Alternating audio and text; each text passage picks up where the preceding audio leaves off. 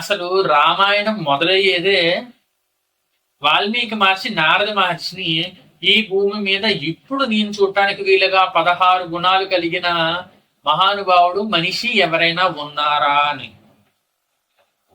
అసలు ఆయన అడిగిన క్వశ్చన్ ఏంటో అన్నావా? కోన్వస్మిన్ సాంప్రదంలోకే గుణవాన్ కశ్యవీర్యవాన్ ధర్మజ్ఞశ్చ కృతజ్ఞశ్చ సత్యవాక్యో దృఢవ్రత చారిత్రేణ కోయుక్త సర్వభూతేషు కోవిదః విద్వాన్ కస్సమర్థస్య కస్యైక ప్రియదర్శన ఆత్మవాంకో జితక్రోధో ద్యుతిమాన్కో ననసూయక కస్య బిబ్బతి దేవస్య జాతరోషేణ సంయుగే. అంటే ఏంటో తెలుసా? ఆ శ్లోకంలో చెప్పబడినటువంటి 16 గుణాలు అంటే ఇంద్రియాల్ని గెలిచినవాడు, క్రోధం లేనివాడు, అసూయ లేనివాడు, ధర్మం తెలిసినవాడు, కృతజ్ఞత కలిగినవాడు, అలా అలా చెప్పుకుంటూ పోతే 16 గుణాలు ఉన్నాయి. అర్థమైందా? ఇవన్నీ ఆదర్శంగా తీసుకోవడానికి పనికిరావా? సరే పోని, ఈయనకే నేను తిరిగి ప్రశ్నిస్తున్నాను.